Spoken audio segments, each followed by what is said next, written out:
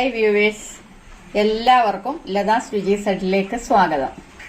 അതുപോലെ തന്നെ എല്ലാവർക്കും എൻ്റെ ഹൃദയം നിറഞ്ഞ ഓണാശംസകളും അറിയിക്കുന്നു. അപ്പം നമുക്കിവിടെ ഓണമായതുകൊണ്ട് തന്നെ ഒരു മധുര പലഹാരം ഉണ്ടാക്കാം. അതിനുവേണ്ടി ഞാൻ ഇന്നിവിടെ തയ്യാറാക്കുന്നത് നമുക്ക് പണ്ടൊക്കെ ചായക്കടകളിലൊക്കെ കിട്ടിക്കൊണ്ടിരിക്കുന്ന സുഖിയൻ എന്ന് പറയുന്ന ഒരു പലഹാരമാണ്. അത് എല്ലാവർക്കും അറിയാവുന്നതാണ്. അപ്പോൾ ഞാൻ ഇന്നിവിടെ ഉണ്ടാക്കാൻ പോകുന്നത് സുഖിയനാണ്. അപ്പോൾ അതിനു വേണ്ടി എന്തൊക്കെ സാധനങ്ങൾ വേണമെന്ന് ആദ്യം നമുക്കൊന്ന് കണ്ടു നോക്കാം. അപ്പോൾ അതിനു വേണ്ടിയിട്ട് ഞാനൊരു 200 ഗ്രാം ചെറുപയറാണ് ഇവിടെ വേവിച്ച് വെച്ചിരിക്കുന്നത്. അത് ഞാൻ അടുപ്പേ വെച്ചിട്ട് പുഴുങ്ങി വെച്ചിരിക്കുന്ന പയറാണ്. ഈ 200 ഗ്രാം ചെറുപയർ നമ്മൾ എടുക്കുമ്പോൾ അതിൻ്റെ കൂടെ ഒരു 200 ഗ്രാം ശർക്കര തന്നെ എടുക്കണം. അത് ഉരുക്കി ഞാൻ അരിപ്പയിലൂടെ അരിച്ച് അതിൻ്റെ അഴുക്കൊക്കെ കളഞ്ഞ് വൃത്തിയാക്കി വെച്ചിരിക്കുക. അതുപോലെ തന്നെ പിന്നെ നമുക്ക് വേണ്ടത് ഒരു 5 ടേബിൾ സ്പൂൺ മൈദ ഞാൻ എടുത്തിട്ടുണ്ട്. ഇത് മൈദാപ്പൊടിയാണ്, മൈദ എടുത്തിട്ടുണ്ട്. അതുപോലെ തന്നെ ഒരു 2 ടേബിൾ സ്പൂണ് അരിപ്പൊടി.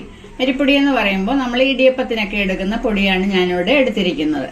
പിന്നെ നമുക്ക് വേണ്ടുന്നത് ഒരു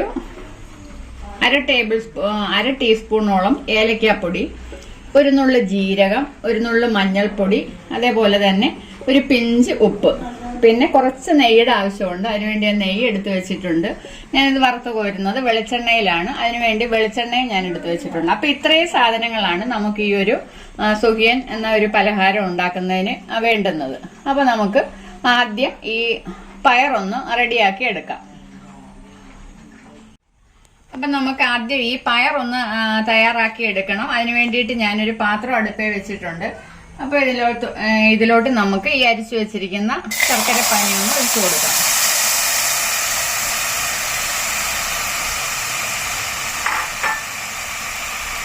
ഈ ശർക്കര പാനി കുറച്ചുകൂടി ഒന്ന് കുറുകി വരുന്ന സമയത്ത് നമുക്ക് ഈ പയർ ഇതിലോട്ടൊന്ന് ഇട്ട് കൊടുക്കണം.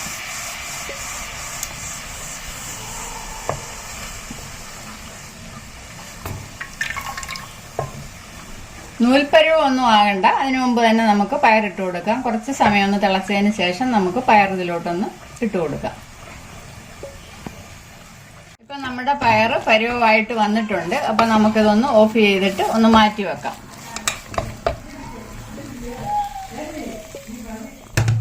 അപ്പൊ നമുക്ക് നമ്മുടെ പയർ ഒന്ന് തണുത്ത് വരുന്ന സമയം കൊണ്ട് നമുക്ക് ഈ മാവ് ഒന്ന് തയ്യാറാക്കി എടുക്കാം. അതിനുവേണ്ടി എടുത്തു വെച്ചിരിക്കുന്ന പൊടി നമുക്ക് മറ്റൊരു ബൗളിലോട്ടൊന്ന് ഇട്ട് കൊടുക്കാം. ഞാനിവിടെ എടുത്തു വെച്ചിരിക്കുന്ന ജീരകവും മഞ്ഞൾപ്പൊടി, ഉപ്പ്, ഇത് ഇത്രയും കൂടെ ഒന്ന് ഇട്ട് കൊടുക്കാം. എന്നിട്ട് കുറേശ്ശെ വെള്ളം ഒഴിച്ച് നമുക്ക് ഇതൊന്ന് കലക്കിയെടുക്കാം.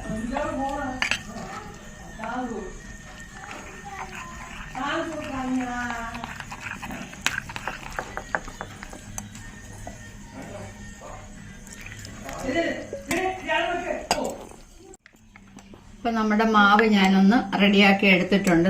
ഈ ഒരു പരുവത്തിൽ വേണം നമ്മൾ മാവ് തയ്യാറാക്കി എടുക്കാൻ. ഒരുപാട് ലൂസ് ആവരുത്, അതേപോലെ തന്നെ ഒരുപാട് കട്ടിയും ആകരുത്. ഒരു ഇഡലി മാവിന്റെയൊക്കെ പരുവത്തിന് വേണം ഇതൊന്ന് കലക്കിയെടുക്കാൻ. അപ്പൊ നമുക്കിനി നമ്മുടെ പയറൊന്ന് ഉരുളകളാക്കി എടുക്കാം.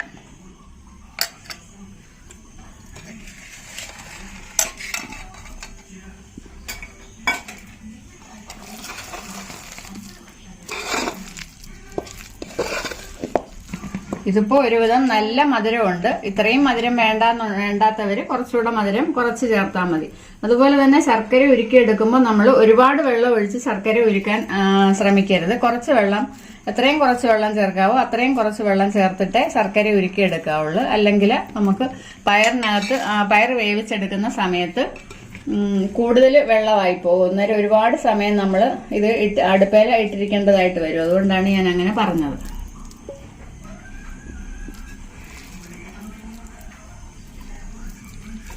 ഇതേപോലെ ഈ വലിപ്പത്തിൽ നമുക്ക് ഈ ഉരുളകളെല്ലാം ഒന്ന് റെഡിയാക്കി എടുക്കാം. ഇപ്പൊ ഞാൻ ഇതെല്ലാം ഒന്ന് ഉരുളകളാക്കി എടുത്തിട്ടുണ്ട്. അപ്പൊ നമുക്കിനി ഒരു പാത്രം അടുപ്പയിൽ വെച്ചിട്ട് ഇത് വറുത്ത് കോരാനുള്ള എണ്ണയൊന്ന് ഒഴിച്ചു കൊടുക്കാം.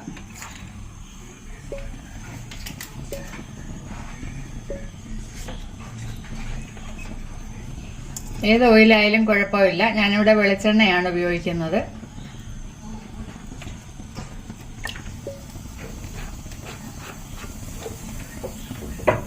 വെളിച്ചെണ്ണ നന്നായിട്ടൊന്ന് ചൂടായി കഴിയുമ്പോൾ നമുക്കിത് ഇട്ട് കൊടുക്കാം.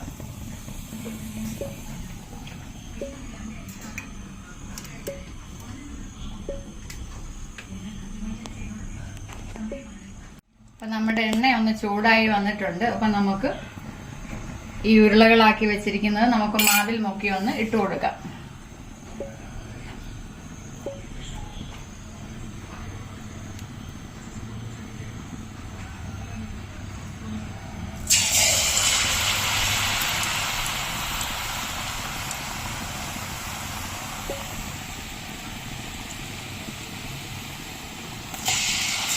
ഇത് എണ്ണയിലിടുന്ന സമയത്ത് ശ്രദ്ധിക്കണം, കയ്യിലെങ്ങും തെറിച്ച് വീഴാതെ വേണം ഇത് എണ്ണയ്ക്കകത്ത് നമ്മൾ ഇട്ട് കൊടുക്കാൻ. ഒരുപാട് പൊക്കിയിട്ട് ഇട്ട് കൊടുക്കരുത്, ചാത്ത് തന്നെ ഇട്ട് കൊടുക്കണം, അല്ലെങ്കിൽ എണ്ണ തെറിക്കാനുള്ള സാധ്യതയുണ്ട്.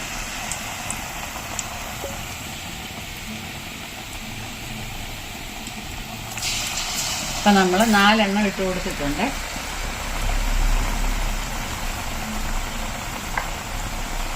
കുറച്ച് സമയം ഒന്ന് കിടന്നതിന് ശേഷം നമുക്കൊന്ന് ഇളക്കിയിട്ട് കൊടുക്കാം. പിന്നെ ഇത് നമുക്കൊന്ന് തിരിച്ചിട്ട് കൊടുക്കാവേ.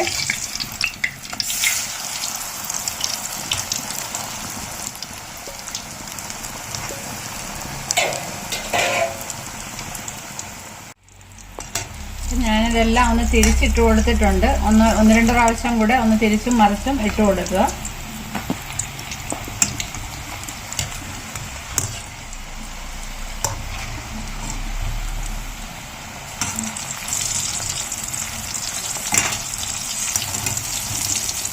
ഇതേപോലെ ചെറുതായിട്ടൊന്ന് ചുവന്ന് വരുന്ന ആ ഒരു പരുവത്തിൽ വേണം നമ്മളൊന്ന് കോരിയെടുക്കാൻ. അപ്പോൾ ഇത് ഏതാണ്ട് പരുവമായി വന്നിട്ടുണ്ട്. ഇനി നമുക്കിതൊന്ന് കോരി മാറ്റാം.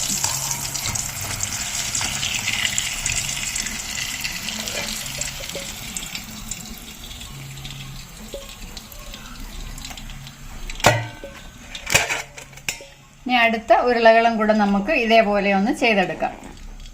ഇവിടെ ബാക്കി സുഖിയനും മൂത്ത് കിട്ടിയിട്ടുണ്ട്. നമുക്കിതെല്ലാം ഒന്ന് കോരി മാറ്റാം.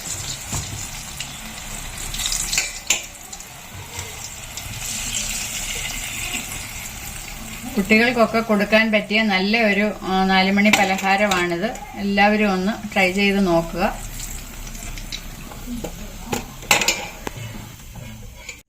അപ്പോൾ നമ്മുടെ സുഖിയൻ എല്ലാം ഇവിടെ റെഡി ആയിട്ടുണ്ട്.